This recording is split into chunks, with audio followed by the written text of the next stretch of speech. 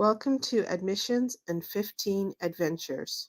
Do you recognize this adventure?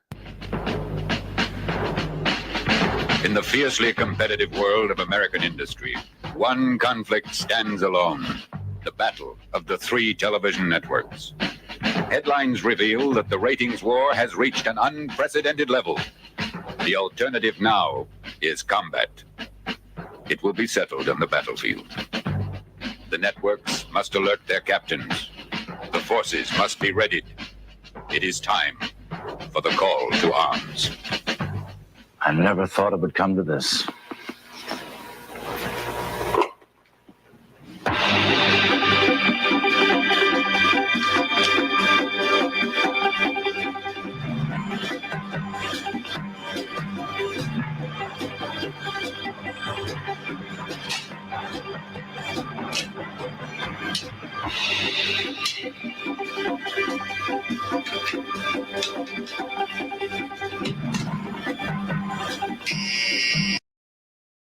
You're not a child, you're a man. So stop wearing so many layers to go outside and get the Bearskin Tactical Hoodie 4.0, the 10-pocket tactical micro fleece hoodie that blocks wind, repels rain, and regulates heat for incredible comfort wherever you are. Because the average hoodie made these days is weak, flimsy, and has one weird kangaroo pocket in the front. And listen, you're not a kangaroo, you're a man. Thousands of men around the world already love wearing the Bearskin hoodie instead of their regular hoodies. Why? Because sure, your average hoodie provides decent insulation and keep you warm. But as soon as you go outside, the wind blows, the rain pours, and you get cold. That's why we designed the new and improved Bearskin Hoodie 4.0 with improved windsolation technology on the waist, arms, and hood. Plus, now you can attach the new heavy storm rain jacket to the inside of the hoodie for an instant waterproof layer that blocks rain double time. Finally, a functional hoodie you can actually take outside. You're seeing this video because we want to offer you 60% off the Bearskin 4.0 with free delivery. And you may not see this video again, so click below to reserve your order. Or you can go to ihatelayers.com to claim your discount. Just like you, we hate carrying man bags, duffel bags, or messenger bags just to keep our valuables safe and dry. Because hey, you're not a messenger, you're a man. That's why this is the world's only 3-in-1 waterproof tactical hoodie with 10 pockets and adjustable windsolation technology. With fully adjustable toggles on the waist, arms, and hood, there's just no way for the rain or wind to get inside. Need more storage? Get 5 secure zip pockets on the outside, 2 zip pockets on the inside, and 3 fleece-lined drop pockets on the inside for your valuables. So, does the Bearskin hoodie actually look good on a day-to-day basis? No, it looks fantastic. This is a hoodie you can take out in the wild, wear at home or in the office, or while climbing up a glacier on your hands and knees. With a fully adjustable design, you'll get the perfect square profile that's never too bulky or baggy, with a customized fit that's tailored to you. And that's why everybody knows guys look better in a bearskin. You see that material? It's called Bearskin Microfleece. That's because it's made from real polar bears. Not really though, but it's made with extra thick double-brushed microfleece that's perfect for cold or snowy conditions. And now that you can attach the heavy storm rain jacket, you can block the rain when you head outside and pack it away in its own stash pocket when the storm is over. No more wind, no more rain, and no more cold. So if you're ready, go to ihatelayers.com or click below to activate the 60% off deal. The Bearskin hoodie already sold out twice last winter, with loads of incredible reviews from people.com, Muscle and Fitness, as well as Mountain IQ. So now that you know there's a better alternative, why not get a bearskin? Go to ihatelayers.com or click below to activate 60% off with free delivery. The 60% off deal only lasts for a short while, so make sure you choose your size today and reserve your order before stock runs out.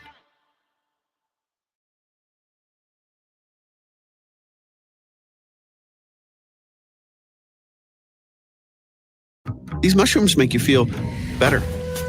They increase focus and energy while keeping you calm and stress-free. Plus, they cut down on bloat and heal your gut. Wait, and they taste good? Someone should make a coffee out of this stuff. Rise. Feel better. Walker, Captain, CBS. Walker, it's time for action. Put out the call. Yes, sir.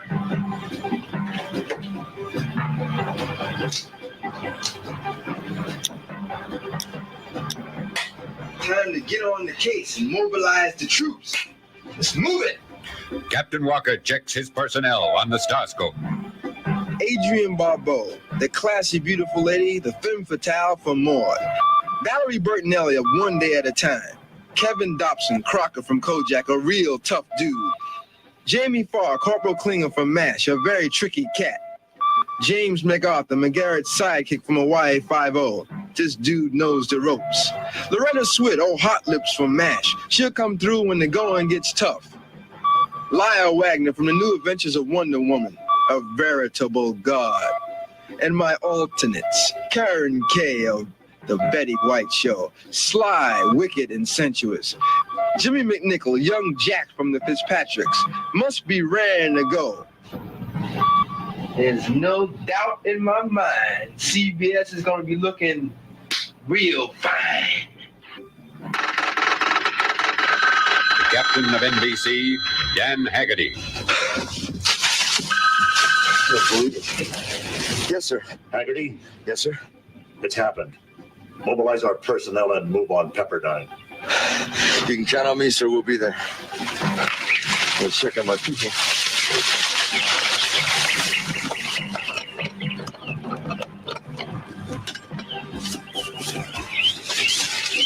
And here they are. Robert Conrad, Pappy of Baba Black Sheep. He's a real go-for-it guy. Eleanor Donahue of Mulligan Stew knows exactly what to do. Patrick Duffy, man from Atlantis, no ordinary guy. Peter Isaacson, Seaman Pruitt from CPO Sharkey, a surefire newcomer. Donna Mills, TV special Susan. She is beautiful. Michelle Phillips from the TV novel for television Aspen. She'll shake him up. And Larry Wilcox. He plays Jonathan Baker in Chips. He's a real go-for-it guy. And my alternates, Lance Kerwin from James at 15, young and determined. And Belinda Montgomery, and Man from Atlantis. She is fine. This is going to be a definite win for NBC at Pepperdine. And finally, Gabe Kaplan, the captain of ABC. I understand. Get your people ready. It's up to you now. Well, you can count on me, sir.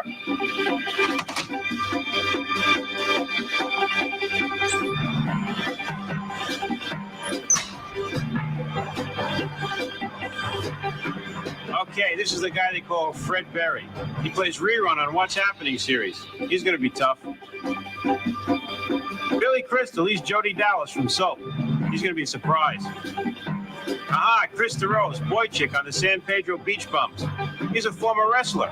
I know I can count on him. Cheryl Ladd, Chris Monroe, the newest of Charlie's Angels. They tell me she can do anything.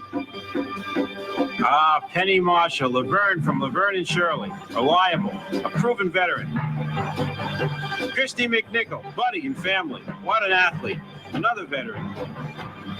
Ah, here's Parker Stevenson, Frank Hardy, one of the Hardy Boys. All-around athlete. He's going to be a strong newcomer.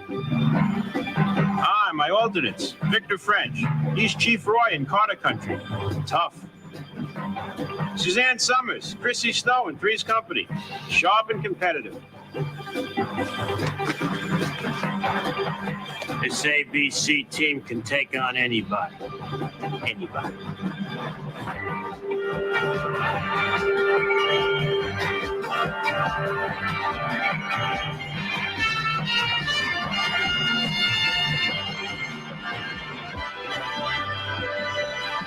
So the battle lines are drawn, the network captains have collected their troops, the scene of combat right there. Malibu Beach, California, the campus of Pepperdine University. High above the Pacific, the majestic sweep and roll of the ocean reflects in its own way the manner in which the contestants are getting ready. Cheryl Ladd, for instance. each and every one of them in his or her own way, preparing himself or herself for the competition about to ensue.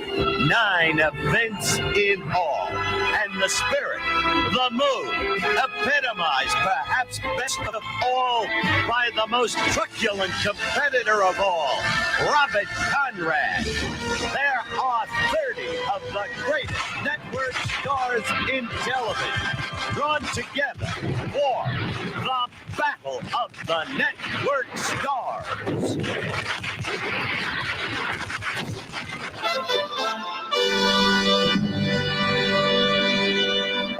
The atmosphere at Pepperdine seems festive, but it is undercut by a growing tension as we await the start of the swimming competition. The competitors are around us, so quietly, let's set the scene. Hello again, everyone. I'm Howard Cosell. Glad to have you third time around at Pepperdine for this kind of competition. With us, the man who used to lead the team of stars from CBS. But he aged in that process, even as he's aged in the role of Kojak. So we herewith present him as our co-host. What a delight to have him aboard, this brilliant antique treasure, Telly Savalas. I stand here in amazement, Howard. That fluidity, that lucidity, that punctiliousness, that arrogance. Thank you, Howard, for remembering my name. Yes, here we are at Pepperdine College for the 3rd year. I'm going to try to hide my prejudices, a man without a country, I feel like. But nevertheless, here we go. We have 10 members of each team, both for CBS, NBC, and ABC. The events are, number 1, swimming, rowing, bowling, golf, baseball dunk. Are you ready? Obstacle course, running relay, football, tug of war. So have fun, everybody, and here we go. We have 2 great ones working with us, Telly. Let's bring them in quickly. Memories of the Golden Boy, Montreal, the 21st Olympiad, the world's greatest athlete. Bruce Jenner is with us. Nice to have you back. Well, thank you, Howard. You know, like you say, this is our 3rd time here at Pepperdine, and it's You're always getting your been degree. I'm slowly working on it, hopefully. Let's bring in the other figure working with us today, the impeccable golfer of the past PGA champion.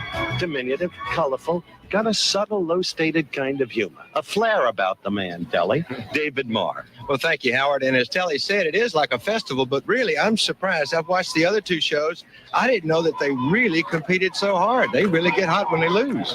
Of course they get hot when they lose, Dave. Winning team gets $10,000 per person. That's why Suzanne Summers right there and Robert Conrad right there are preparing so hard before the swimming competition. Now remember, the individual competitors are selected by the event organizers and not by the networks on which they appear. So, the swimming competition, let's have the introduction. Leading off for ABC, Suzanne Summers of Three's Company. And for CBS, Lyle Wagner of Wonder Woman. He's a tough-looking competitor, that fellow. And for NBC, Pat Duffy of Man from Atlanta. Now, the second swimmer for ABC, big, burly Victor French of Carter Country. And for CBS, delectable Adrienne Barbeau of Mort. And for NBC, Eleanor Donahue, Mulligan Stew. Swimming third for ABC will be Emmy Award winner. What a little athlete, Christy McNichol family. And here's a good all-around athlete, CBS, Kevin Dobson of Kojak. And Bobble Black Sheep is back. Robert Conrad, not the captain this time for NBC, just a competitor. Swimming fourth for ABC, Krista Rose, San Pedro Beach Bums, used to be a cop in Jersey City. Valerie Bertinelli for CBS, One Day at a Time. Lovely Michelle Phillips for NBC. You'll be seeing her in Aspen. Finally, the fifth swimmer for ABC. He'll have to swim 2 laps. The others only swim 1. Parker Stevenson from the Hardy Boys. Winding up for CBS, 16-year-old Jimmy McNichol, Christie's brother. He's from the Fitzpatricks. And the captain of the NBC team, Dan Hagen, Grizzly Adams. There are the introductions. And we're about ready for the start of the swimming competition. Suzanne Summers, ready for the dive-off. Remember? Lyle Wagner in lane 2, Pat Duffy in lane 3. Start critically important. And they're off. Good start by Lyle Wagner. Powerful stroke. Swimming for CBS in that center lane. Close behind him, Pat Duffy for NBC. Trailing the field, Susie Summers languishing in the wake of the superior strength of the men. And so, CBS has the lead with Adrian Barbeau out front. In the middle lane, on the far lane, Eleanor Donahue for NBC. Trailing the field, but making up swimming space is Victor French for ABC. CBS, Kevin Dobson already in the 3rd lap. Kevin Dobson, Telly Savalas' sidekick in Kojak. One of his best friends in life, as a matter of fact. Building up the lead for CBS. Trailing there, you can see ABC. That was little Christy McNichol. Now the 4th lap. Still leading. Valerie Bertinelli for CBS in the middle lane. Way back there is Michelle Phillips for NBC. Struggling. Bad stroke, and she's dead tired. She is dying. And CBS comes into the final 2 laps. And off goes young Jimmy McNichol. Now for ABC, Parker Stevenson. And finally, Big Dan Haggerty for NBC. Parker Stevenson trailing that young man, Jimmy McNichol. They come now to the turn. Let's watch closely. Great push off by Parker Stevenson. He begins to overtake Jimmy McNichol. Powerful stroke, looking for all the world like a legitimate swimming competitor. Winning this race, Parker Stevenson and ABC by a length and a half over Jimmy McNichol and CBS trailing the field. Injured before the competition. Fell off a motorcycle at 50 miles an hour. Big Dan Haggerty. Now let's look at it in replay. Parker Stevenson once again. Let's watch that stroke as he overtakes Jimmy McNichol and wins by a solid length and a half for ABC. Hey, congratulations. Fine rendition of the final 2 laps. You were never so good. The year you... No, I won. What is it, Jimmy? Luck. What do you mean luck? What program are you on, man? Programming you on. I don't want to make sure they have no ringers in here. Got no pools in Harlem. Parker Stevenson is the name, Jimmy. You remember it. The man's a star. And what world? Thank you, Howard. Nonetheless, it was great. You came from way back to do it. You were pulling away at the end. Well, I was fine. When I went in, I thought we were in 3rd. I was just thinking about getting that 3rd place. Did you ever swim varsity at Princeton? I've never swum. That's the first race I've ever been in. Go back. They need you. For old Nassau. Congratulations. Thank you.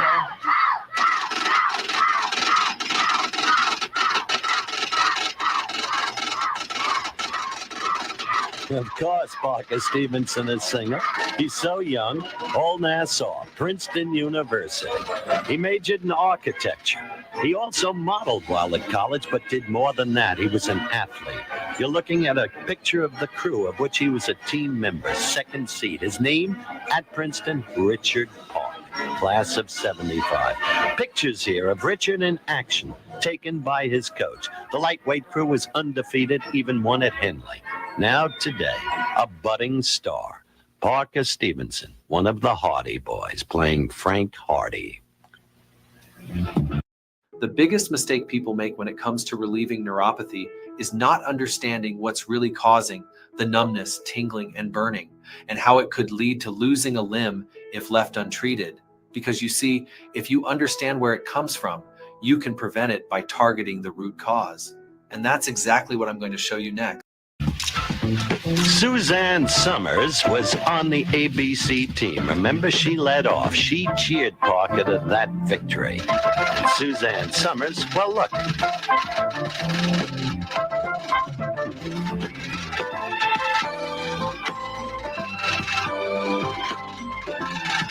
Suzanne happens to be an excellent young poetess. Her favorite color is peach, and she is a peach, a developing major personality in television. Let's meet her up close, personal.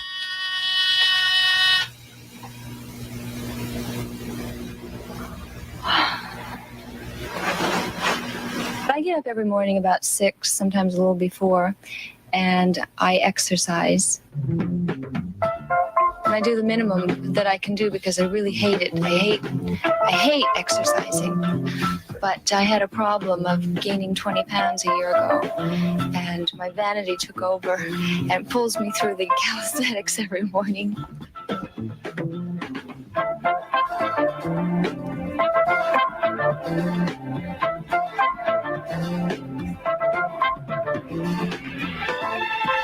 I jam so much into a day. You know, it comes from all those years of not working. That finally, now that I'm working, I try to fit as much as I can possibly fit into one day.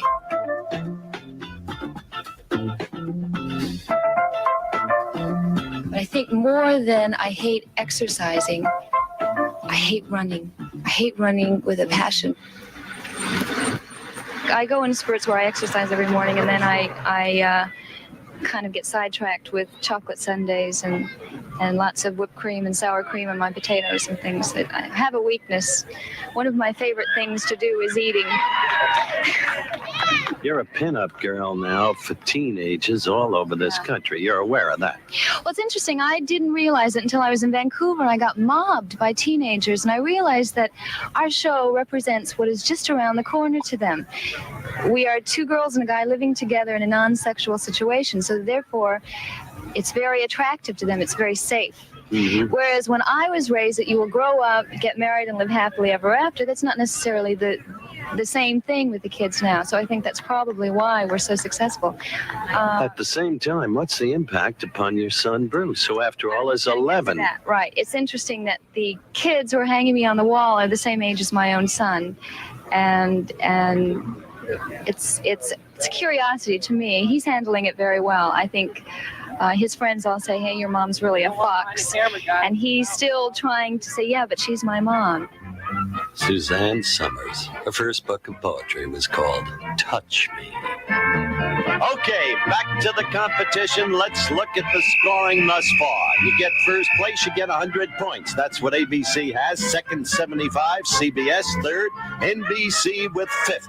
Coming up, the obstacle course event. And Fred Berry having a terrible time as he seeks to demonstrate his prowess in this particular competition. The Battle of 77 will continue in a moment.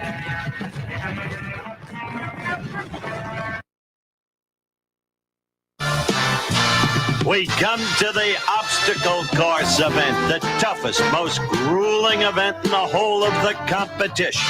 2 men, 2 women from each network on each team. Watch them as they prepare themselves for the task ahead. The best combined score, man and woman, by a network wins the event. To explore it further, Telly Savalas and Bruce Jenner. The obstacle course, Bruce, perhaps the toughest event in this, the battle of the networks, where you got to be in total shape. Now, why don't you give us a demonstration? You got to still be in shape, huh? No, I bow out a little bit on this. It is a very physically demanding event. And I'll tell you what I've done. I found the best athlete here to actually give us a demonstration of how that works. And I've got him right over here. One second. Fred, would you mind coming in here for just 1 second? I wouldn't mind at all. I wouldn't mind at all. From what I hear, you've been training for this for many years, getting ready for this Battle of the Network Stars obstacle course. Is that true? Oh, yes. I've been training for this. Been carrying TVs on my back and climbing over fences, running from police and things like that. All right, then let's see it. Okay, then here we go. Can I hold your hat for you? You may. Thank you, sir. And your glasses? Go after it, sir.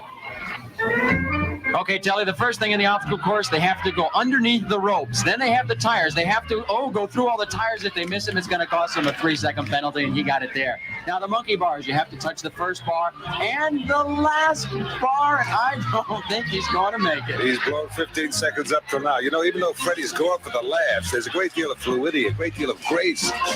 Look at him. He got my chuckle, but look, this is a dance move I've ever seen one. Go, baby. One more pirouette, you got it. And he's over. All right, you have to go over that wall. Now, the next thing you have to do is get out of the pit and then go for the water jump. You have to be able, if you touch that water, you're going to cost you another 3 seconds, and he got it there. For the women, they have to attempt it. If they don't even attempt it, it's going to cost them 3 seconds. And now we have a slow-mo of that great jump over that. Look at him coming down from what's happening. Fred Berry. Move if I've ever seen. I think there was some seismographic readings on that. Let's go to Howard Cosell. We've seen the course. Okay, good demonstration, Telly and Bruce. We're about ready for the first two competitors. For ABC in the blue trunks, Laverne of Laverne and Shirley, Penny Marshall, a veteran of 2 prior competitions. She's proved her agility and mobility. The opponent for NBC, Alyssa Lass with a limber body. Quickly, let's go back to Bruce. Penny, you're now entering your junior year here at Pepperdine University, 33-year veteran of the obstacle course. You've always done so well. How can you contribute your success over the past few years and your consistency? Fear. Fear makes you run fast. Look at Penny Marshall. There she was in the football competition in the last such show we did, proving herself. She had never played football before. Stark terror registered on the face, and then the utter shock and surprise of retaining the football and leading ABC onto a victory in the football event. The embrace with Captain Gabe Kaplan. Now, let's go back to the event. We're about ready for the start. Penny Marshall in the lane, Belinda Montgomery the far lane. Belinda Montgomery gets off to a very good start, leads Penny Marshall. Going into the tires, still ahead, gets to the monkey bars first. Very surprising, but look at Penny. No problem with the monkey bars, and look at Belinda. All kinds of problems. Would you believe Jimmy Walker, the captain of the opposition CBS, waves Belinda on. So she's already lost 3 seconds there. Penny Marshall all the way. Belinda first going over the barrier. Penny Marshall, an easy winner. Way to go, Mother of the Year. You know, Belinda just crossed the line, so you won by a wide One, she was close. Happened to the monkey bar. I'm part monkey. You're beautiful. Thank you. Bruce, let's review Belinda's problem here. Oh, here she is in trouble. She fell off the monkey bars, and she tried to get back on again to try to save those penalty points, but it didn't work, and she did the smartest thing. She just started to head on and go to the wall. All right, now we're ready for the next pair of contestants. Slim Michelle Phillips, a lovely one. Looked good in workout. She represents NBC. Her opposition, Adrian Bobble, who's prepared so carefully for this competition. Michelle Phillips waiting for the starting gun. So is Adrian. She's all tensed up and ready. And they're off. Adrian gets a good start. Michelle moving swiftly under the ropes. Adrian right with her. Through the tires. No problem for either girl. Now to the monkey bars. Michelle looking very good on them. Getting a lead over Adrian, who's having a little... Oh, looks like Michelle may have hurt an ankle there. She struggles over. Let's watch her stride closely. She is struggling. Gets over the water hole. Adrian has trouble. Goes into it. You see Michelle faltering there. Yet she breasts to take the winner.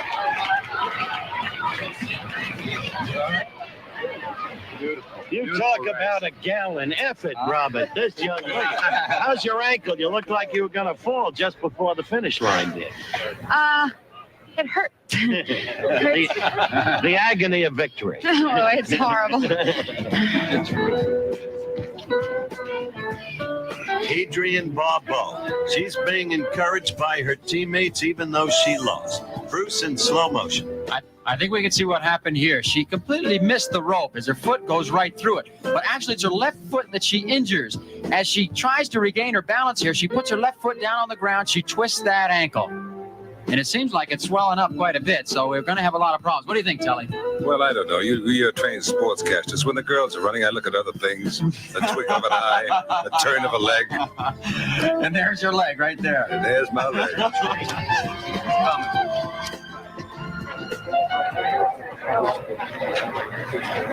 right.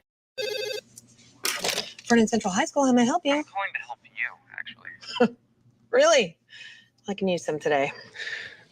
Michelle Phillips, the agony of victory. Now to the next race, Billy Crystal. This Billy Crystal has really been working toward. Actually, in the workouts, he did it in 20 seconds. His opponent, Larry Wilcox of NBC. They're carrying Michelle off, but she appears to be all right, at least at this point. Billy, Hot Shoes Crystal, they're calling him around there because he's supposed to be awfully fast in this thing in warm-ups. Looked like a false start for Larry Wilcox. Oh, look at that! Billy Crystal misjudged the ropes. May have lost a tooth or two there. At the monkey bars, Billy recapturing, but Wilcox still ahead. Billy stumbling again. Now scrambling. Wilcox already over the barrier. Billy behind him. Billy having all kinds of unexpected troubles. Look at this. Tumbling. And finally, picking himself up. Struggling across the great debacle for Billy Crystal. Billy, are you badly hurt? Yeah, I hurt my pride severely on those ropes. Nothing else, though. No, I'll be fine. You all right? I brought my head up. I got my teeth caught in the rope. I got my teeth caught in the ropes. Billy Crystal, $10,000 first prize. Real proof of what greed can do. Are you ready, Howard? I'm ready. Billy Crystal, whose collapse may cost ABC heavily in this event. We're ready for the next pair of contestants. Pat Duffy for NBC. You're looking at him. This young man is well coordinated. We'll watch him closely. And Lyle Wagner. We've talked about him. Lyle Wagner, who is a tough-looking competitor, beautifully proportioned.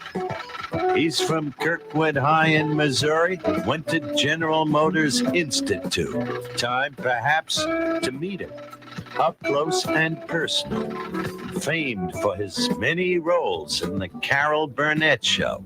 People remember him as he was right there. And, of course, in the variety of portraits, there he's himself. Big, tall, handsome. And there, Count Dracula. In all cases, always, he could be seen with Miss Burnett. But Lyle Wagner didn't have it easy in the beginning. He came up the hard way, as you'll discover right now. You've come a long way from having been a door-to-door salesman of encyclopedias. I'll tell you something, Howard. Selling encyclopedias is probably the best acting training I ever had in my life. You got to be one heck of an actor to do that. You got to be one heck of an actor to do that. Let's find out how good Lyle Wagner is on the obstacle course. They're off. Pat Duffy under the ropes, Lyle Wagner right with him. Pat Duffy through the tires, Lyle Wagner close to him. Now the monkey bars. How agile that Duffy is. Magnificently coordinated. Quickly over the bar. Wagner having trouble, but gets over. And now the water hole. No problem for Pat Duffy. This may be great time. Pat Duffy wins it easily. I think that's as good an obstacle course performance as I've seen. Wait a minute. Pat. Wait a minute, Pat Duffy. Pat, congratulations. When waiting on the time, but you may have done the best job I've yet seen. You were great. Where'd you get that coordination? I made a determination last night after watching Lyle swim. There it is, 19.9. Congratulations. Thank you. That's our all-time record, I think. 1.58 seconds. Wow. Lyle Wagner did very well. Faster than Congratulations the to you in a losing effort, but you were thank you. very good. This man was unbelievable. Best I've ever seen on the obstacle run. Congratulations. Thank you to very much. Thank you. Didn't look that good in practice. Lyle Wagner, less than 2 seconds behind the brilliant time of Patrick Duffy, but he should have won Because he's older. He's almost 50 years old. Now, come on, you give us a breakdown, will you, Bruce, on how Patrick did on his face? He looked so good on this, on the monkey bars. He touched the first bar, the middle bar, and the last bar. The best I've seen anybody go through. Howard, why don't you tell us some more about Pat Duffy? Okay, Bruce, because he's an extraordinary man, he's worthy of attention. At one point in his life, discouraged, he got his wife to lead him into Buddhism as his religion. And then, of course, the opportunity, the man from Atlantis. How did that come about? Man from Atlantis is an interesting show in that it began about 2 years ago with a friend of mine saying, what would happen if a body washed up on a beach and it looked like it was dead, but it had green eyes and webbed hands, and you later found out it came from Atlantis? And I said, that's an interesting idea. We then took it to NBC on the telephone and said, we have an idea for you. What would happen if a body washed up and so on? It ended up about 9 months later with a television pilot. We found out, dealing with the research, that below about 3,500 feet in the ocean, no one knows what's under there. And since at times it goes down to maybe 36,000 feet, we decided we would treat underwater as outer space, where we can go aboard this ship and our crew, and we can explore inner space, explore the deep ocean.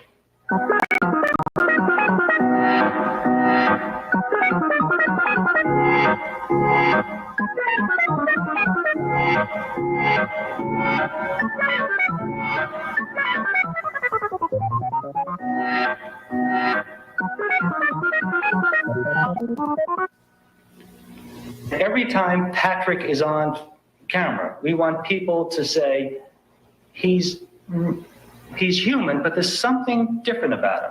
His eyes are a little green and his hands are a bit webbed, because he's an alien, and we're working on that basis, that people see that he isn't one of us, because if he's one of us, he's not special. In order for people to enjoy a concept, they have to be given reality.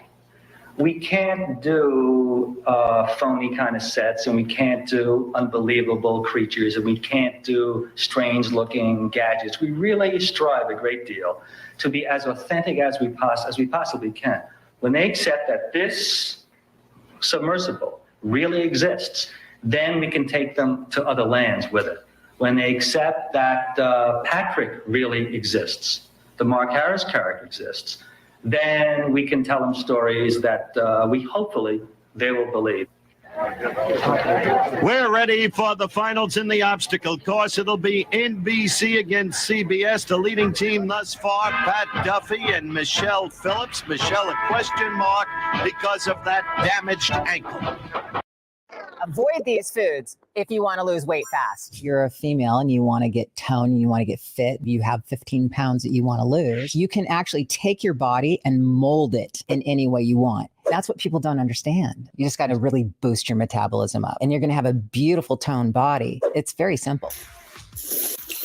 Girl, what the are you doing? I think you need to listen to this. Throughout my entire life, I have kept a very healthy diet. The typical bodybuilder diet: chicken, fish, broccoli. This is before I knew what I know now. Have you seen this guy? The one that says, stop doing cardio? You might want to listen to him.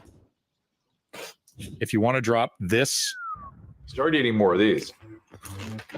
Starving ourselves, eating salads, and cutting out carbs. Doing this never works and only leads to more frustration. You might think this would take years to learn, but we're... The battle moves on in a moment. Look, Telly, they're trying to get the injured Michelle Phillips ready for the finals. Captain Dan Haggerty of NBC discusses her condition with his teammates. You already made it. She put us in the money. I know she did. I know she did. made the bars when she bars. You're out. All right, let's review again, Howard, how Michelle Phillips injured herself in her first heat and why she may not be able to compete in the finals. She approaches that awesome wall, right foot up. Oop, watch this. Now, the right leg goes under the rope, but it's not the right leg she injured. She comes back on down, and if you notice, her left ankle twists, but she carries on.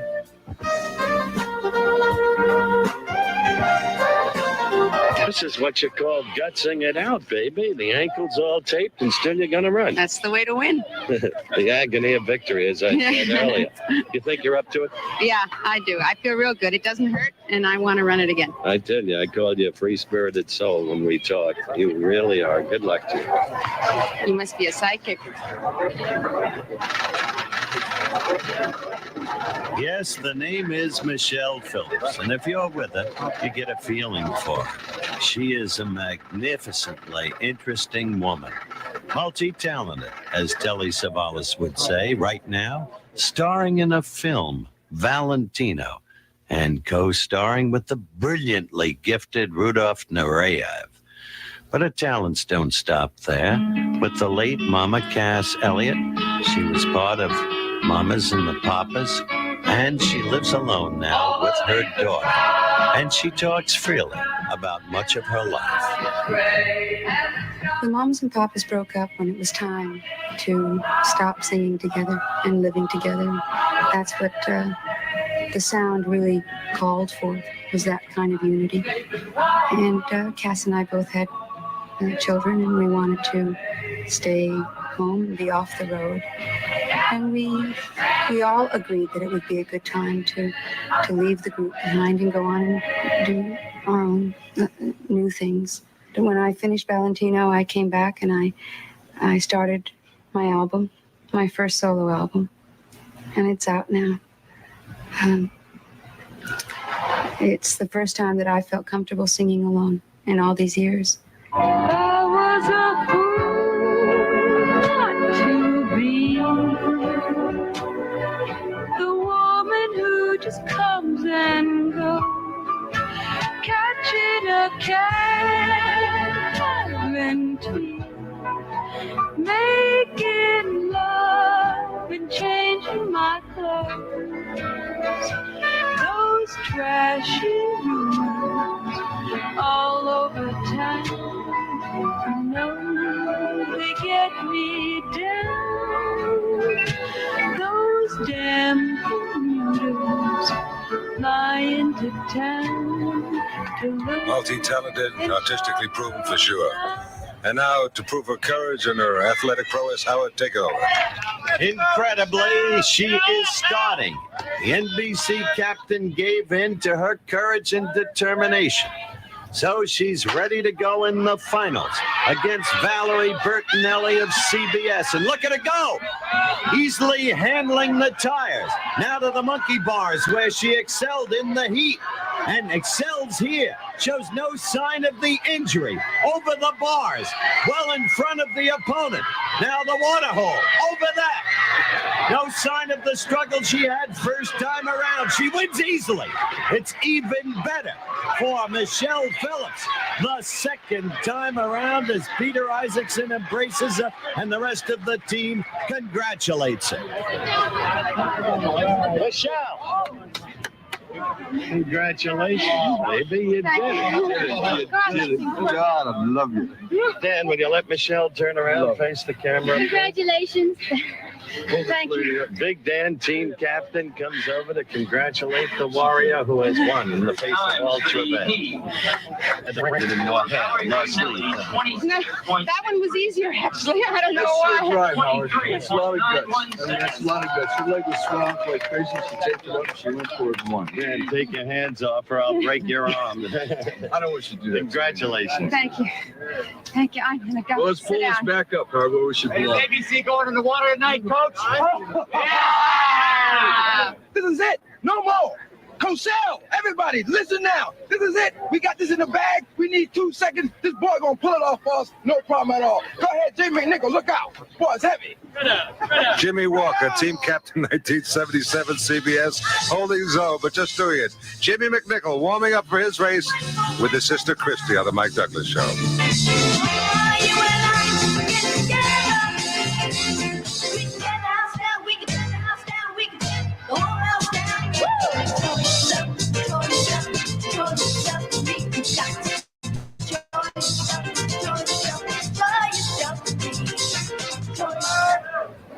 Okay, Telly, Jimmy can dance, but can he beat Pat Duffy? Let's see now as the two go at it. They're off.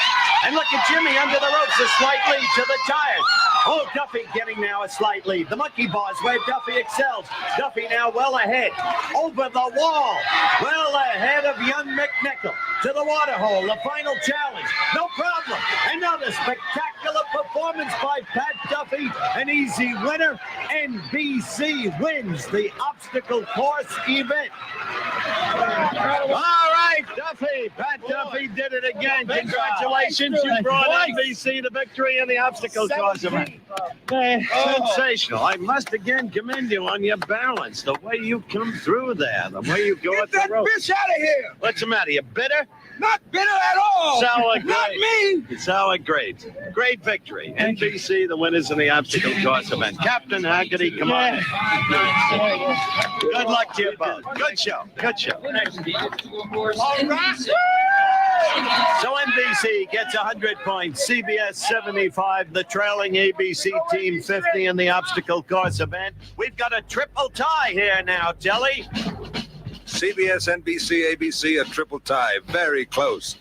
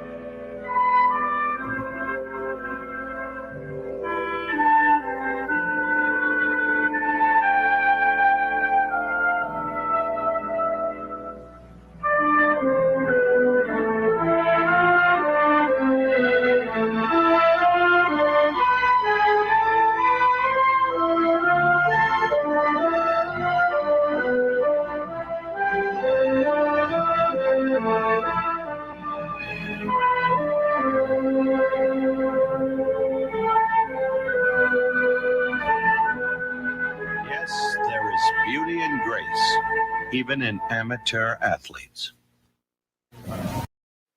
The new Bearskin Hoodie 4.0 claims to be the most advanced, waterproof tactical hoodie ever made. But the real question is, does it work? This is the new Bearskin Hoodie 4.0, and it comes with its own rain jacket that zips into the hoodie for an additional 10,000 millimeters waterproof layer on the outside. The new Bearskin Hoodie comes with 340 GSM of bearskin microfleece, and you can immediately tell the difference. Bearskin keep calling it the ultimate outdoor hoodie. Now, let's take a look at why. Pockets, pockets, pockets, pockets. There's an insane amount of pockets on this thing. On the outside, we got these two waist pockets. Then we've got these two arm pockets, yeah? The bowling competition took place earlier in a simply beautiful scene set, high above the cliffs overlooking Malibu. They constructed the bowling lanes, and we're going to highlight what happened during the competition for you. Cheryl Ladd, so lovely, so versatile, can do anything except bowl, and poor Cheryl knew it after that one. her head bowed. She got some cheers from the competition because of her failure, and she knew that was the case. Then came Michelle Phillips.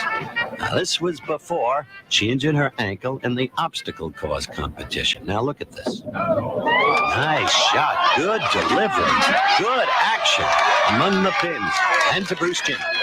Congratulations! First time up there, right down the middle. That's right. She's just what I expected to do. Easy sport. Just what she expected to do. But look how she controls her body on the approach. And then the stance, the release, and thus did she produce this kind of action among the 10 pins.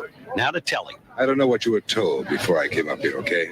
Just concentrate. I got it. Remember, take the smile off Cassell's face. We'll see if Jimmy Walker can do just that. He's working on a spare. Come on, baby! Come in! Do it hard. Just Get on the strike. all right. Robert Conrad. Just have the bail ready. This guy is an athlete. Representing NBC from Bobble Black Sheep. 42 years of age. Oh, that's a beauty. Right.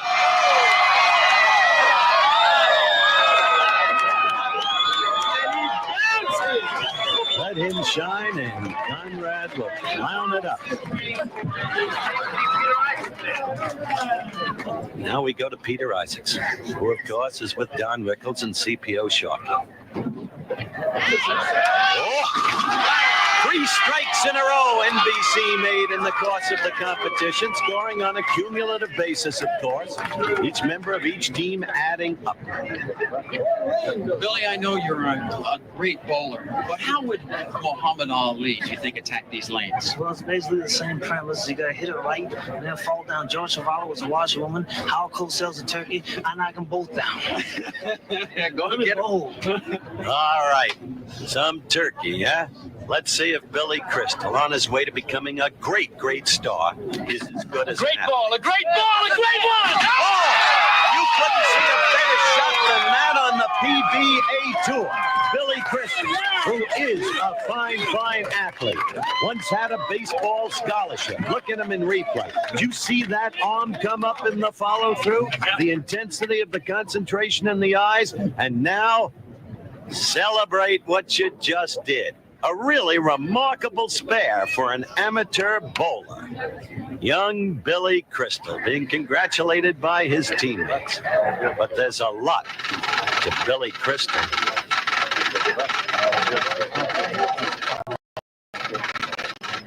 Billy Crystal, who went to New York University, debuted on a show I'd rather forget. And his favorite star is Ernie Kovacs.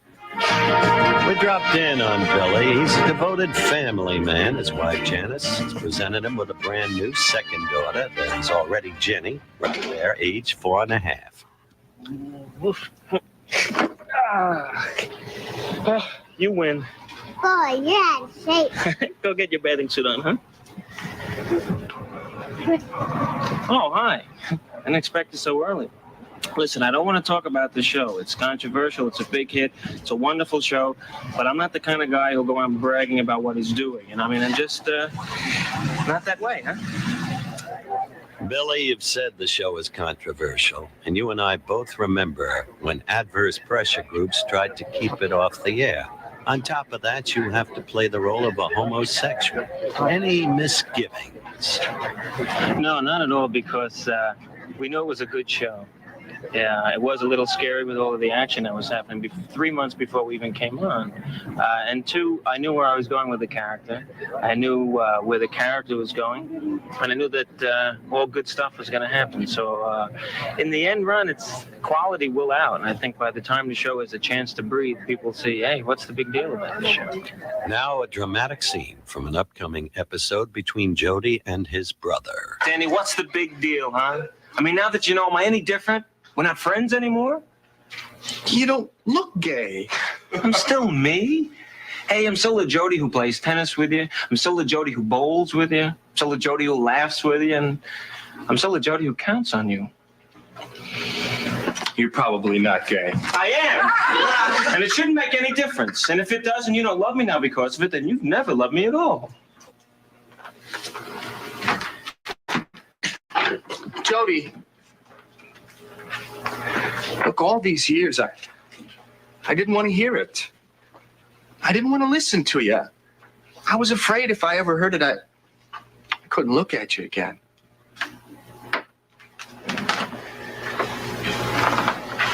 Well, can you?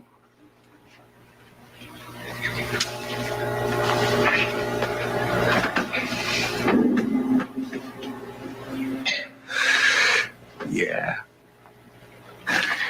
Friends? Are you kidding? No, we still friends. Not only are you gay, you're a jerk.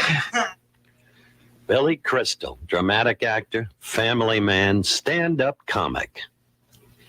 Everyone asks me if I'm worried that people will think I'm really that character on Soap, but it's ridiculous. I mean, as you see, I'm a nice, average family man who would much rather be playing professional baseball if I had my druthers. Well, thanks for coming. You like this? Kind of goes nice with the mitt, doesn't it?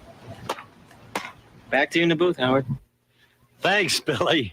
What a card. We'll be seeing you in February. Your new movie, Rabbit Test, with Joan Rivers, Back to the Bowling, and Victor French. I'm going to go knock all those down. Watch how I do this. I will. This fella doesn't just boast. A big, strong man, a southpaw, really propels the ball down the lane. Oh, nifty. Down they go. Strike. Lyle Wagner is another. We've talked about him before. A good athlete. Lot of strength. Yeah! Perfect spare. Perfect spare. Let's go to Teller. He's with Adrian Bobble. No. Your acting is proven. Your beauty is obvious. Your talent is necessary here. We need the spare in order to stay ahead. Beating ABC, you need that pin. Don't panic, baby. I'm rooting for you. Don't you just love the way Savalas remains nonpartisan? No bias toward his own network. Let's watch Adrian. Went over the line. No matter. She got her spare. And the big embrace.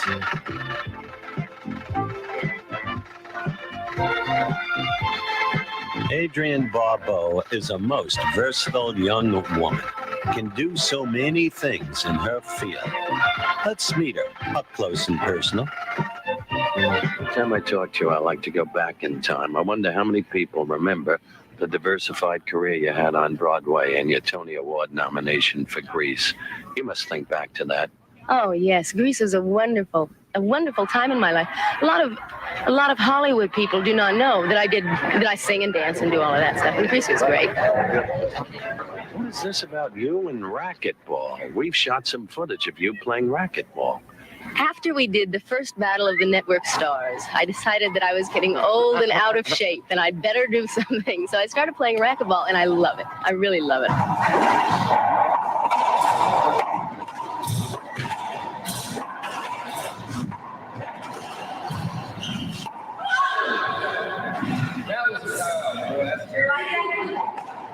One thing about Adrian Barbeau, she is not losing her figure. Robert Conrad is another kettle of fish. He's about to wind up the bowling competition. No strike that time, but enough. NBC clinched the bowling competition. ABC was second and CBS was third. There are the scores. And now it's time for a cumulative recap, scoring what we have seen up till now.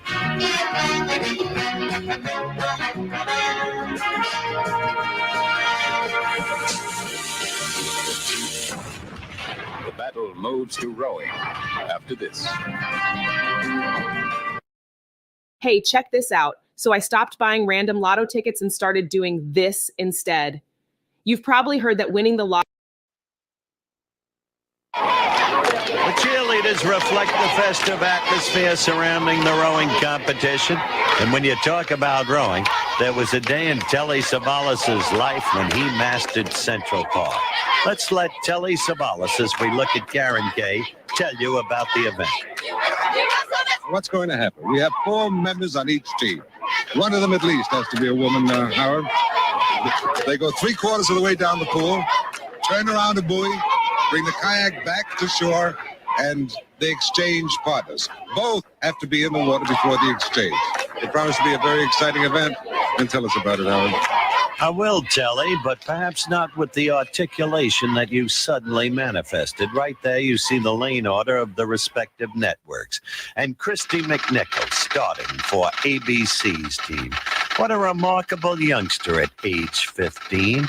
So many accomplishments already behind her, and yet seemingly unaffected by all of them. For instance, of course, she won an Emmy. Won an Emmy for playing in Family. And on that occasion, I think she showed all of this nation exactly the kind of youngster she is. So poised and yet so real. So sentimental and yet so practically understanding at 15. And when she showed her emotions on the stage that night, all of America was certainly with her. Winning the Emmy, I don't think has done anything. I think that I'm just the way I was before. And I still want to learn a lot more about acting. And I think that if you learn more, I mean, you can get higher awards and everything like that. But that's not it. It's acting awards, really. I don't suppose anybody can possibly understand life at age 15. Yet the astonishing thing about Christy McNichol is her range of emotion as she plays her role in Family.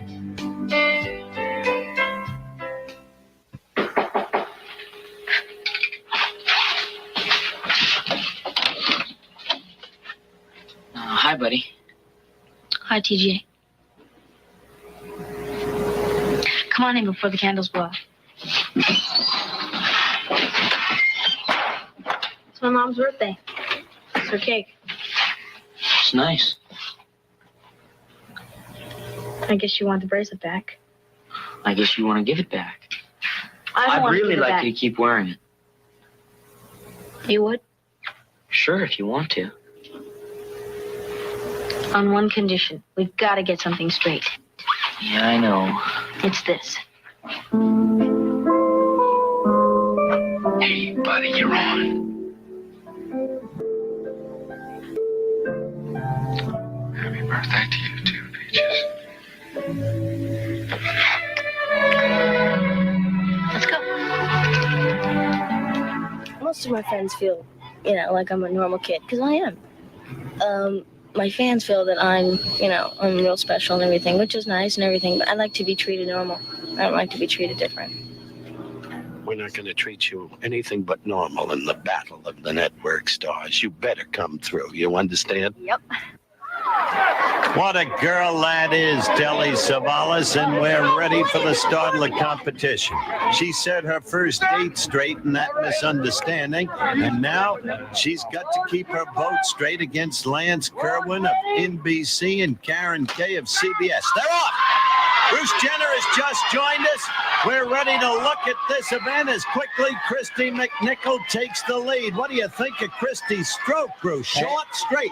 She looks great. You remember a year ago going against Robert Conrad, and she made the poor guy look like just a beginner in that boat because she did so well. But here Lance is also doing well. When he came off the start of the race, he actually turned his boat around. He lost control, but now he's catching up a little bit. What? Catching up, Bruce, but having a whole new problem navigating around that buoy. And Christy McNichol is racing in a short race with that quick, steady stroke. She's in the lead, as you can see. Lance Kerwin second, Karen Kay trailing. Look at Lance trying to keep abreast of Christy, but not too successfully. And Christy, at moments, she seems to go off course, but she's coming in first, giving the lead to Parker Stevenson. And that's a good exchange, Bruce. That definitely is, Howard. And there's Belinda Montgomery getting in her boat. There's two key points in this race. One is the exchange. The other one is going around the buoy because they're the hardest. And here comes Karen Kay struggling. CBS way behind at this point. ABC developing a lead with Parker Stevenson. Kevin Dobson struggles into his boat.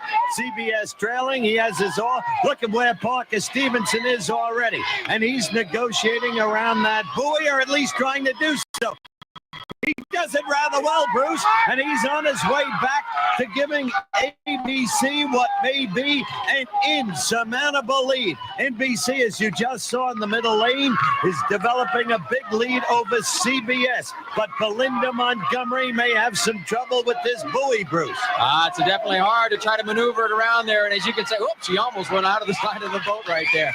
Parker Stevenson coming in strong. He should. He was in the crew team at Princeton, right? No question about it. Second seat in the lightweight championship crew that won at Henley.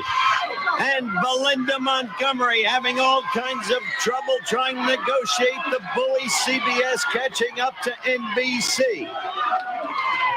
But Gabe Kaplan doing his job. ABC so far ahead, it's developed into a race for second between CBS and NBC, Bruce. Belinda definitely had her problems trying to get around that buoy. She got hung up in those ropes and everything, but she seems to be on her way. Now let's see what Gabe can do trying to get around this buoy. He's not having an easy time of it. He will struggle, but Gabe has a way about him of responding to what he deems to be crisis. Look at NBC and CBS. Kevin Dobson's made up all that water space. Kevin Dobson brings CBS a slight lead. He tumbles out. Now it's the turn for Robert Conrad. And you've already said what Christy McNichol did to Bobby Conrad a year ago. And of course, Jimmy MacArthur in for CBS. MacArthur with a very good stroke as Gabe Kaplan turns it over to Chris DeRose for the final leg. ABC so far ahead, Bruce, it's no contest for first. Let's try and concentrate on second and third. There they are. Conrad, is a veteran of this event. He should be able to do pretty well around here. But MacArthur, look at him. He's doing very well for his first time ever getting in that rowboat. And looks like Conrad sort of spinning his wheels there. He's not getting anywhere. Well, MacArthur handled the buoy much better than Conrad did, and he's got a nice, even again, short stroke, which enables him riding high in the boat to keep control of it. Meanwhile, Chris DeRose goes, or at least tries to go, around the buoy. But it doesn't matter. They've got such a lead now, nobody will touch the ABC team. They're assured of first. Chris, at the moment, almost lost his oar. I thought he was going to hand paddle in. But no, he's got control of the boat again. Now, NBC is exchanging, but CBS is already out there in the final leg. And it's Big Dan Haggerty against Lyle Wagner on the right-hand side of... This is the world's first reusable cotton swab. It can remove up to 10 times more earwax. Latest studies show that traditional cotton swabs are not good for your ears. There is even a warning on the box telling you not to put them in your ears. Your screen, it's Lyle Wagner in the lead and handling the boat rather well, Bruce. Christopher coming in right here. It seems like ABC's got the win with no problem whatsoever. But now the race is for second and third. ABC wins it right there. Okay, they're so close now. Wagner has lost ground to Dan Haggerty. Now, negotiate that buoy. Wagner doesn't seem to be doing badly, Bruce. He's building up a lead over Haggerty. But Haggerty, he's been in this rowing boat before, so he should be able to pick up a little bit of ground. But, it's difficult for a big man to try to get in this boat because they sink it so much. This even makes it harder and harder to control. And we can see Haggerty, it seems like he's having problems getting on the ropes, too. Grizzly Adams may sink that boat before it's over. Wagner apparently in command. CBS ahead of NBC in the battle for second place. ABC has already won it. CBS finishes second with Lyle Wagner. NBC third with Dan Haggerty. ABC won it and ready to talk to the winners, Bruce Jenner. Abe, it seems like the ABC team utterly flawless. Bruce Jenner, I told you we are strong. We are young. We are together. My arm feels good. Chris's arm feels good. Parker's arm feels good. Chrissy's arm, we're good. We're going to win the whole thing. We'll win everything. I'm telling you. Well, if you do, Gabe, you'll have a scoop. Loretta Swit plunged into the pool by Kevin Dobson. So ABC got 100 points for that. CBS 75, NBC 50. Remember, the events as presented are not necessarily in the order in which they took place. So the cumulative scores of that which you've seen up till now, ABC with a 25-point lead over NBC, a 50-point lead over CBS. Remember, the contestants are selected by the event organizers and not by the networks on which they appear. We come to the golf competition. If you're David Moore, you can hit it out of the trap like this. But we don't have David Moore's computer. David himself explains. Well, sometimes you get lucky, and sometimes you play golf courses that are designed by, I think, Count Dracula. I think we have a little golf hole here that's going to test all three networks' nerve, and the scoring will be when you get inside the outside circle, it's 1 point if you get on the green, in other words. 3 points for the next circle, 5 for the next one, and 10 if you happen to hit a bullseye. And I'll be very surprised if anyone hits a bullseye. This is a very tough shot right here. The teams are comprised of 5 members, of which at least 2 must be women. They get 3 shots apiece, and only the best shot counts. The competition has been underway for a while, and the difficulty of the shot is reflected in the faces of the stars.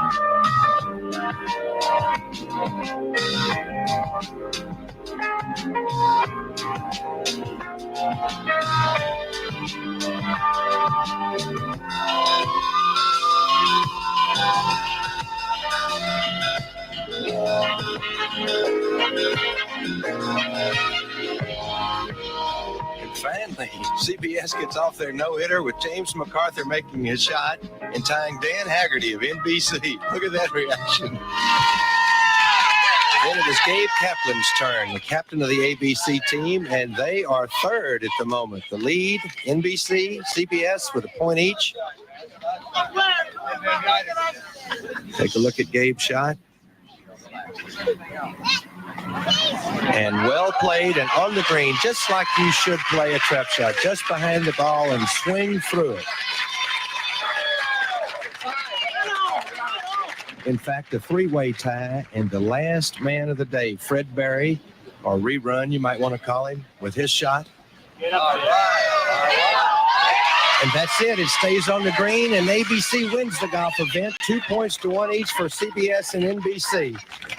Howard, this was a tough shot, even for a good player. And these stars really tried, and I think played a lot of really good shots. We had a great time down here at Malibu Beach.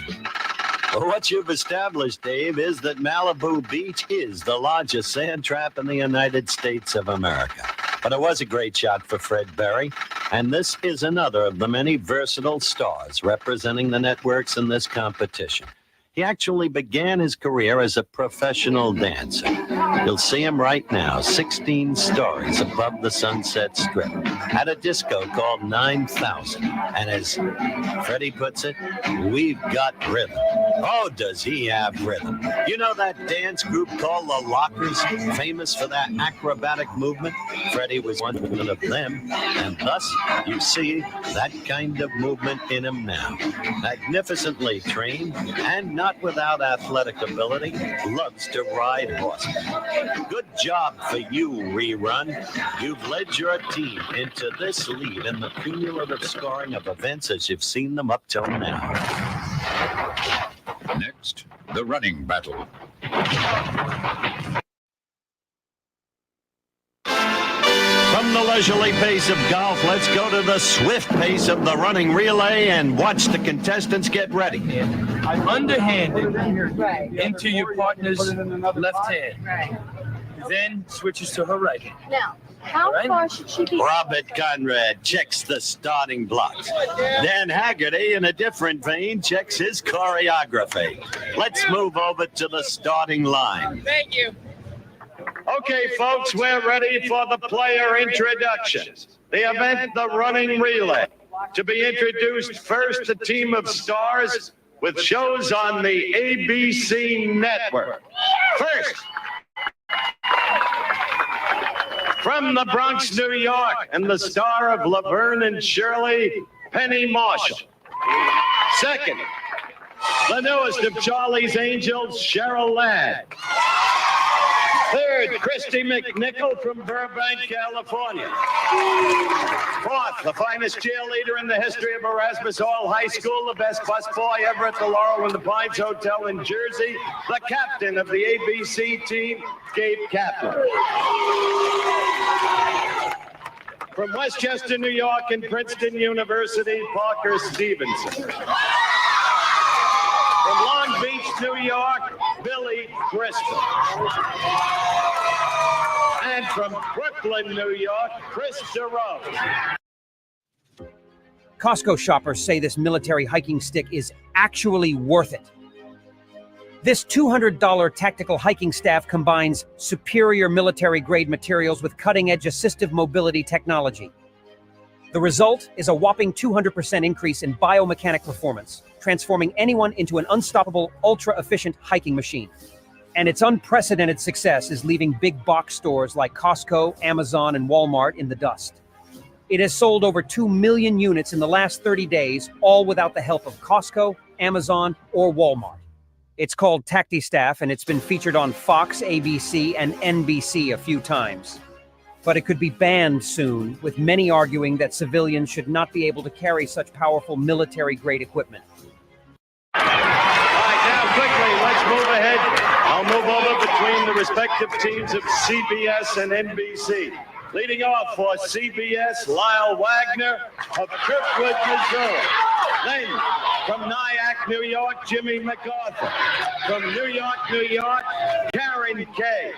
She's a cousin of Herbie Flam, who never made it as a tennis player. And then the lovely Adrienne Barbeau with a succulent lower lip. Valerie Bertinelli from Wilmington, Delaware. Kevin Dobson from Jackson Heights, New York. And from the Bronx and Dewitt Clinton High School, J.J. Walker. Now the NBC team. Leading off for NBC, Lance Kerwin from Lake Elsinore, California. Eleanor Donahue from Tacoma, Washington. Patrick Duffy from Boulder, Montana. Belinda Montgomery from Toronto, Canada. Big Dan Haggerty from Malibu, California. Donna Mills from Chicago, Illinois. And finally, Peter Isaacson, Fullerton, California. Now a description of the course. Okay, Bruce, getting ready for the 880-yard relay. This being a little different, not only because of the competition, but also because the relay itself is a little bit unorthodox. So why don't you explain it to us and break it down? Okay, Telly, the blue dots are the passing zones for each lane. Now, there's 7 runners on a team, 3 women, 4 men. Now, the first 6 runners have to run 110 yards. The last runner, 220 yards. So he's got his work cut out for him. And for the call of the race, let's go to Howard Cosell. Thank you very much, Brucey. And there's an interesting strategy development. The race about to begin. Penny Marshall inside lane, Lyle Wagner middle lane, and Lance Kerwin outside lane. Staggered start, as you could all see. The strategy, Gabe Kaplan of ABC using his 3 ladies on the first 3 legs, saving the best for last as he sees it. We're coming to the end here of the first lap. A big lead maintained by Lance Kerwin. Lyle Wagner, however, struggling a bit. Penny Marshall didn't do that badly. Look at Cheryl Ladd, an easy loping stride, Bruce. She's looking awfully good, that's for sure. But you have to remember, the 2 women now running for ABC are still with the other runners. And so all the strong runners are still coming up. They're in great shape. That's the key. Jimmy MacArthur handed a nice lead to Karen Kay, but Karen Kay is struggling. Christy McNichol is moving up. Karen Kay laboring terribly. Patrick Duffy maintaining a nice lead for NBC as he passes on. But here goes Gabe Kaplan. Gabe Kaplan is racing against Belinda Montgomery and Adrian Barbeau, and his tactics begin to work, Bruce. Gabe Kaplan takes the lead. He passes off right there to Parker Stevenson. Parker Stevenson racing against Dan Haggerty. NBC is second. CBS trails the field. And Stevenson building up the lead on Big Dan, Bruce. What happened to Dan there? After that first quarter, they can change lanes and they can move to the inside. He didn't do that. He lost a little bit of ground right there, and that hurt him a little bit. But Parker Stevenson, Bruce, handed off to Billy Crystal, and look at Billy go. This kid is some athlete. He hands off a tremendous lead to Chris DeRose for the final lap. ABC way ahead. Donna Mills died. Peter Isaacson moving along now, but way in the lead is Chris DeRose. Look, Bruce, he is running barefoot. Oh, Howard, I can't believe he's doing this. I've run on this track before. It's a cinder track, and it's got little marbles and little pebbles in it all the time, and it can really hurt the bottom of your feet. I'm surprised. He seems to be struggling a little bit, but no problem. Came across an easy winner. The big lead built up by Billy Crystal did it. All right, break it up. Congratulations, Chris DeRose, the anchor man. Chris, face this camera. Congratulations, you ran that anchor lap in bare feet. Yes. You always run that way? Makes me pick them up faster. And the team captain finally came through. It was Gabe Kaplan who put ABC's group ahead. Great running, Gabe. Well, we're tough. We started the women out first, and they held. And when our four guys started, Women were fabulous. we had it easy. Our women were really what wanted first. Look at Chris DeRose there in slow motion, Bruce. He looks nice and fluid right there. The only problem you can see a little bit is he's straining a little bit in his throat and his cheeks. That makes the rest of your body have a tendency to tight up, but he's also running barefoot, so I know he must be screaming from the pain. He looks awfully smooth coming right here. ABC with a big win. A big win. They got 100 points for the win. NBC second, 75. CBS third with 50. And so the lead now in the cumulative scoring of the events you've seen up to this point for ABC over NBC is a big one. And then CBS trailing. Frank Robinson is a certain baseball Hall of Famer and a figure already in baseball history as the first black manager. He lost that job with the Indians, but believe me, he'll be back. He presided over the whole competition as the commissioner, enforcing the rules involved in each event. Now the baseball dunk, here's Frank. Howard, they said that last year you hit this on the first shot. And I'll tell you one thing. I'm not taking any chances this year myself. So here you go. Goodbye, Bruce. Bruce Jenner knows what it is to be victimized, to go into the soup. Quickly, the rules. If you hit the target and the victim is dunked, 3 points. Hit the target, but the victim doesn't go down, only 1 point. Now let's pick up with Penny Marshall. Look at those pits. Good shot. And down went Jamie Farr. Jamie Farr of CBS and the match. 3 points on that throw for ABC and Penny Marshall.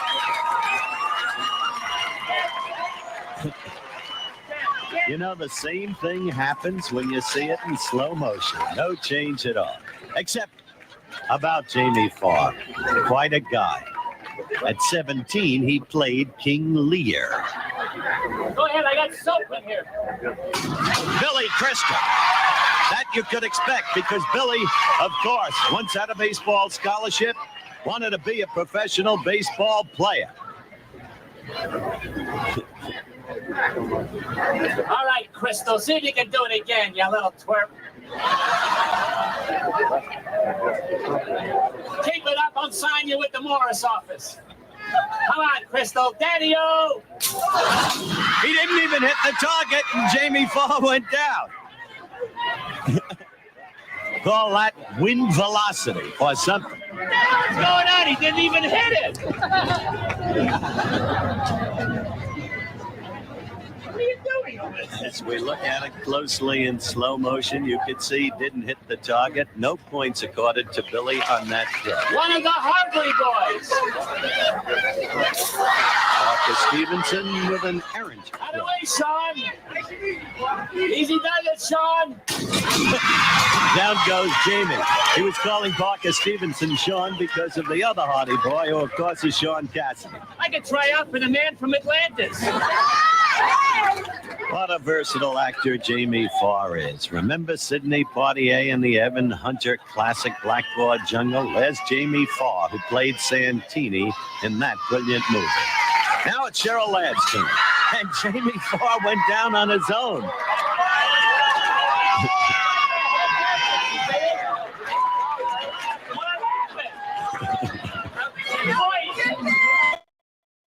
You got a fastball. I didn't even see it. Neither did we, Jamie. Cheryl Ladd. She is, of course, Charlie's newest angel, facing the big challenge. And she is an immensely serious young lady, has a young child. And when you talk to her, you know she's got a sense of where she's at. Let's meet her. I remember seeing you on a movie set once in Orville, California. I had the feeling you were pretty discouraged and maybe ready to quit. At various times ready to quit, I think, over the 7 years. But it had been a dream for so long, and it had been something I wanted to do for so long. And getting myself out of South Dakota was a major step. You know, there were a lot of people there who said I would never be and never do anything, and a lot of people who were encouraging. And it took the combination of all of those people that got me here, and that, you know, the people that said I couldn't do it. How much help have you had from your husband, David Ladd, after all, the son of one of the greatest of all Hollywood motion picture stars? Oh, enormous help. I mean, he's a wonderful person, as you know.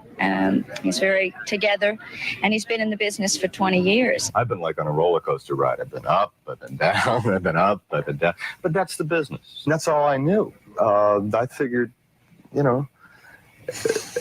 mean, I got to tell you that when I was making pictures as a kid, I figured that's what every kid did during the summer. They went off and made a movie. We have both, of course, in our careers, been at various times ready to toss in the towel, ready to say, forget it. Who needs this? It's not fun. But we never did it at the same time. It was either David who was depressed, and I was saying, are you kidding? Or I would say, oh, I can't do it. Let's just go buy a little store somewhere and have 12 kids and just... But it never happened at the same time. So one of us always pulled the other one through the depression and got the other person fired up again about it. What is the best way to lose this central obesity? Some people call it belly fat. I'm going to drink lime and ginger water. Another facet of Cheryl's talent, she can sing, too. From Beauty to the Beast, Victor French.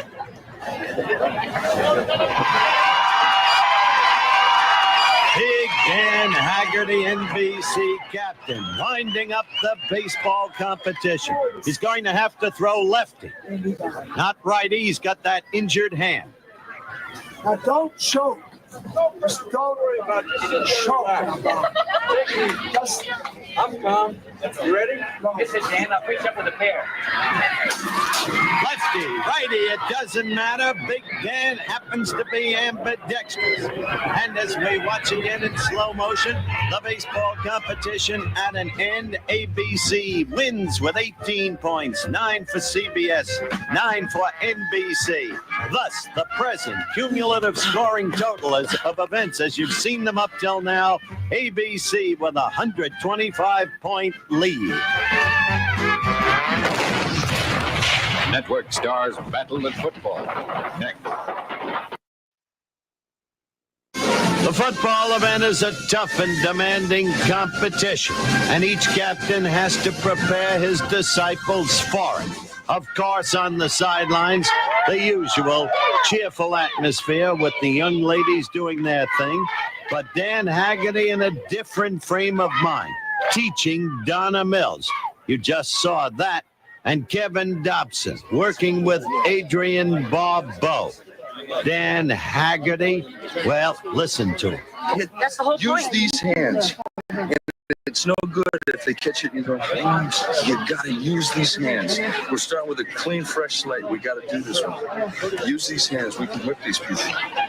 Haggerty, a big broth of a man. At 15, he could bench press 300 pounds. Didn't wear a beard. Now, look at him in Frontier Fremont.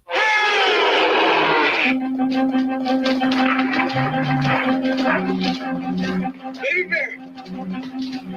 Baby bear! Baby bear! Come on! Come on, I'm just trying to help! Come on!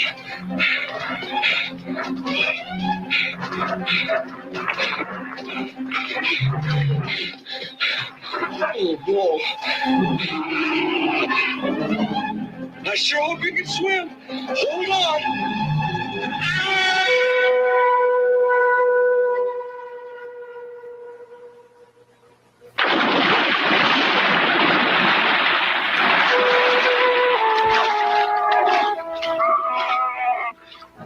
Maybe that little boy will one day jump off a cliff and grow a beard. Maybe.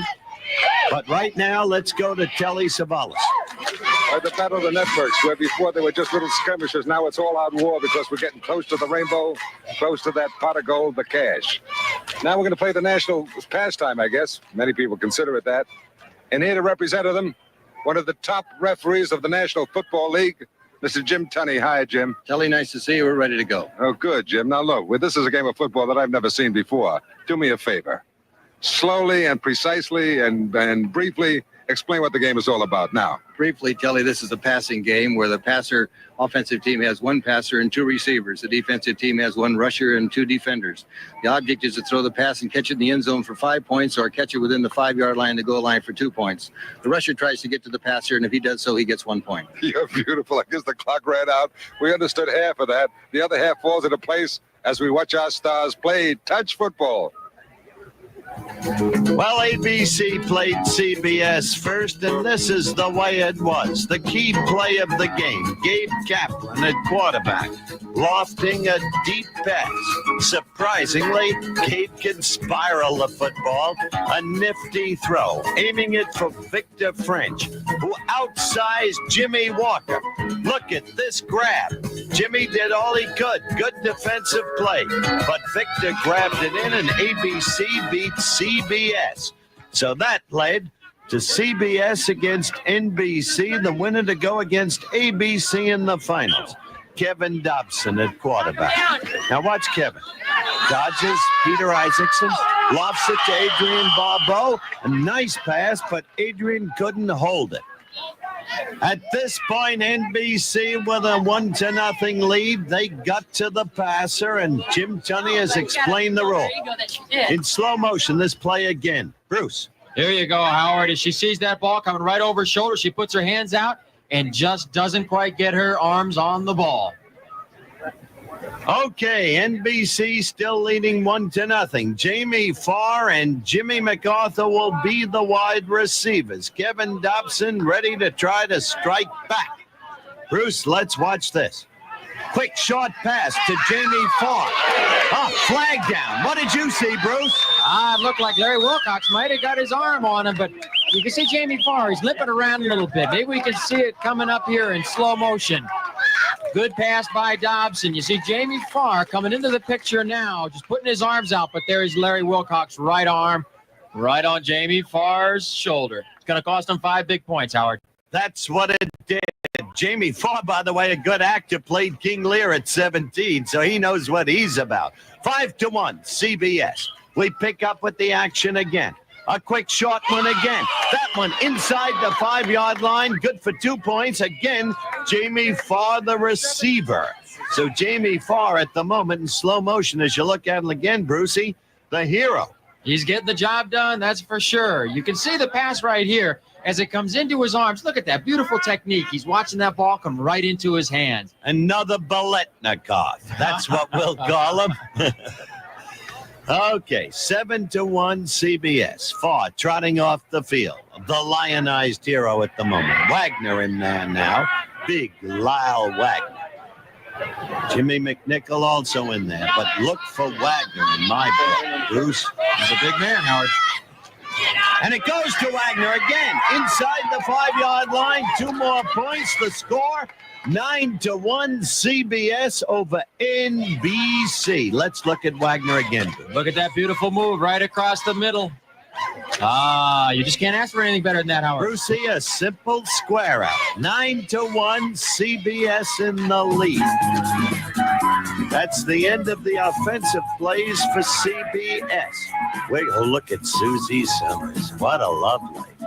The football competition continues apace. NBC trailing CBS 9-1, but now in control of the football. Eager to win this event and have one last shot at ABC in the tug-of-war.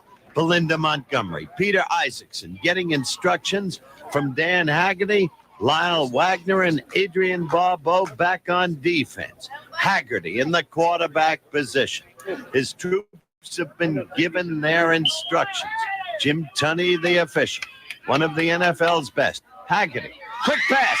Peter Isaacson, touchdown. That makes it 9-6. NBC picks up 5 points. What'd you think of that, Bruce Jenner? Peter Isaacson came up with a big grab. You can see it right here. He comes straight out, makes a nice little hesitation right there. Throws Lyle Wagner off, but watch this catch. A diving catch right on the ground, snaps it right up and pulls it in. Look for all the world like Russ Francis, the all-world tight end of the New England Patriots. Way to go, Peter. Now, Jim Tunney is explaining to Captain Jimmy Walker of CBS, you've got to wait 3 seconds before you attack the passer. Those are the rules, Captain Walker. And maybe now he understands them. Haggerty dispersing his troops again. Isaacson, Montgomery, surveying the field. The ball to be flipped to Haggerty. There it is, handed over by referee Jim Tunney. Haggerty again. Isaacson again, Bruce. He's tough. He's got some good moves. He's a big man. He's going to be just pulling that ball right in. Here we can see it again in slow motion. Makes a nice little hesitation again there, but watch the way he uses Adrian Barbeau to keep Lyle Wagner away from him. Did it very well and has the size of Bob Trumpy of the Cincinnati Bengals. Okay, defensive changes. MacArthur and Dobson in the defensive backfield for CBS. NBC. This fleece appears to be heavier than the Canadian military. It is second to none. Best fleece that I had, the bearskin tactical hoodie. Thousands of men around the world love wearing the bearskin hoodie. Duffy in there now with Conrad. Jimmy Walker always smiling, but not so happy. Trailing 11-9. Haggerty overlooking the field. The flip from the official Jim Tunney. Again, the pass to Conrad. He got hit squarely in the face. Bruce, you see that? I certainly did, Howard. You know, he's been talking all day. He wants to get to the football where he's going to get a little bit of physical contact, and he gets it right here.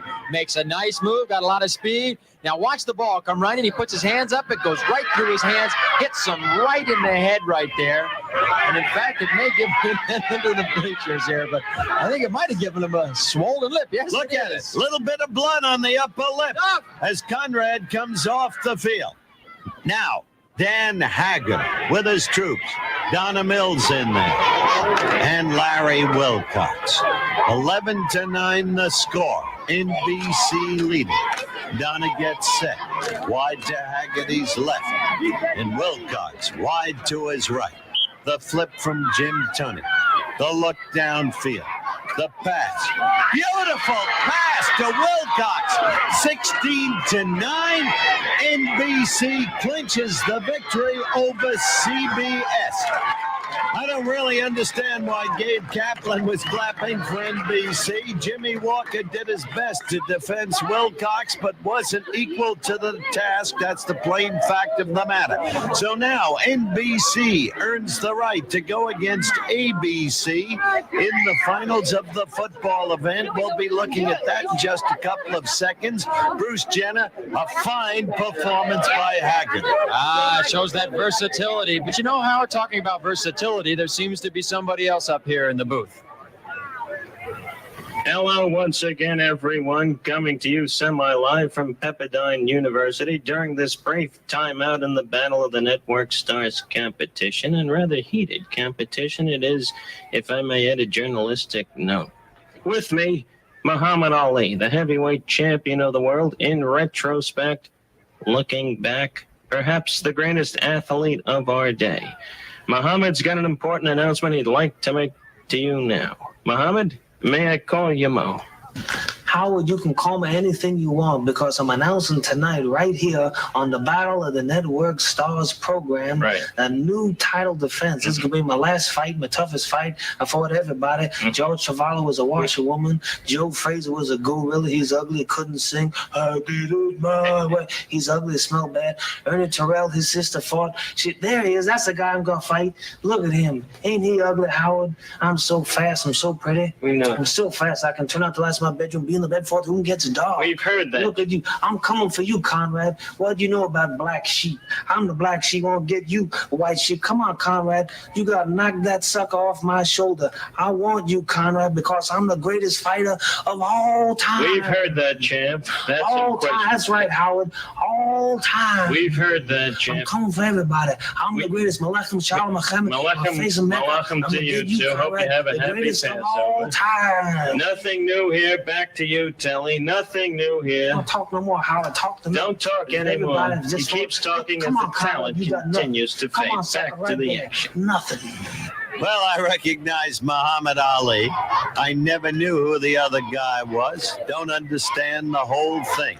But Billy Crystal is unquestionably one of the great young talents in this country. Now, ABC had to play NBC, and Gabe Kaplan, who quarterbacked ABC to victory in the prior Network Stars competition, did his best. He went for the touchdown constantly, for the big 5 points, and he threw well, but not with good fortune. As you see right there, Penny Marshall dropping the football. NBC, on the other hand, with Big Dan Haggerty, came through again. This team was well put together. Dan threw beautifully, and Isaacson's size prevailed. So NBC won the football event, and they go against ABC in the tug-of-war, $1,000 extra per man at stake. And so it's NBC against ABC. If NBC wins, they'll be tied for first in points, but they've lost the competition because ABC has had more firsts and more events. Malibu Beach and the final event, the tug-of-war, an extra $1,000 per person to the winning team of this event. Pull your bets out, pull your weight. We want to win in getting weight. Pull your bets out, pull your weight. We want to win in getting weight. Yay! And so it's NBC against ABC. If NBC wins, they'll be tied for first in points, but they've lost the competition because ABC has had more firsts and more events. Thus, the extra $1,000 to sweeten the pot. Right now, let's get to the scene of the action and some predictions. Your prediction, Mr. Oh, just jump at me like that, Howard. I would have to say NBC would have the better team. They've got a strong bunch of good. You get a guy like Dan Haggerty out there, and he's a strong bull out there. He can pull. He can pull. And your prediction, Mr. Savalas? Well, you know, because they got that 900-pound limit, you can trade in one Dan Haggerty for two smaller guys. And I'll go with the two smaller guys. I think that ABC is going to come through. We'll find out about that, Telly. A quick look at both teams. 900-pound weight limitation per team, 11-pound total edge to ABC. We're ready for the tug-of-war. Now that's Commissioner Frank Robinson right there in the red, holding a blue flag around the rope. Object, pull that blue flag to the white stake and your side of the water hole. When you've done that, you've won. We go. Robert Conrad, age 42, the key man, the number one man for NBC. Chris DeRose, the number one man for ABC. Look at Conrad. That body so finely proportioned. DeRose already in trouble. The whole of the NBC team, that was Pat Duffy. Right there is young Lance Kerwin. They're giving everything they've got. Look at that blue flag around the rope. Victor French in trouble, losing his balance and leverage. So is Fred Berry. They're in the sand. You can't pull that way, but Peter Isaacson can the way he is. And Big Dan Haggerty stumbling, but they've done it. It is over. There's the blue flag.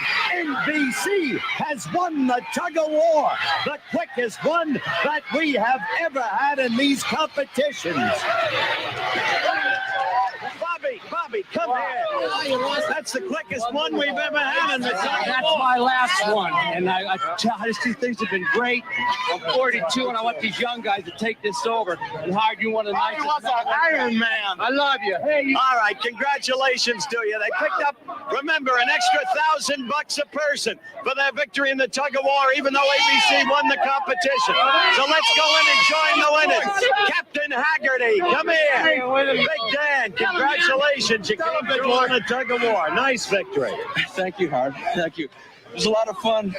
There's a lot of work getting to this spot. I was a little worried about it the first day, but I want to tell you, I don't know how you did it with your hands. Here's Captain Gabe Kaplan to congratulate you. Great. They're the strongest. They are. They're the strongest. So it was a tie, right? We went on. You won the competition, the most number of firsts. That's been made clear to our viewers. ABC, the championship team, but in the tug of war with an extra $1,000 per person at stake, these people came through. Great so it came out, we got even points. We got 700. They have 700. You got even points, but they won by virtue of more firsts and events. You know what they said in Brooklyn, Howard? Wait till next year. I want this man next year. Yes, ABC did win the team competition. By way of review of events, NBC won the tug of war, the bowl, remember that strike by Michelle Phillips. The obstacle course, Pat Duffy leading the way. The football with the huge Peter Isaacson. But ABC won the rowing and the swimming and the baseball dunk. The running relay with Krista Rose running that last leg barefoot. And Rerun grabbing the golf victory for ABC. Dusk is setting upon us now at Malibu. It's time to take our leave. My thanks to my co-host, Telly Savalas, and to Bruce Jenner and David Moore for their help in this telecast, and to Dr. Banowski, president of Pepperdine University. There's only one thing left for us to do. Jimmy Walker is back on his yacht. Report for CBS, Jim.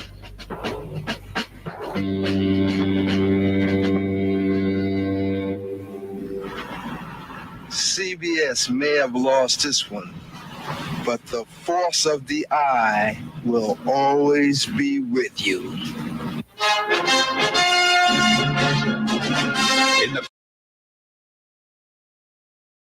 Learn how lemons can help keep your joints moving freely. If you're tired of our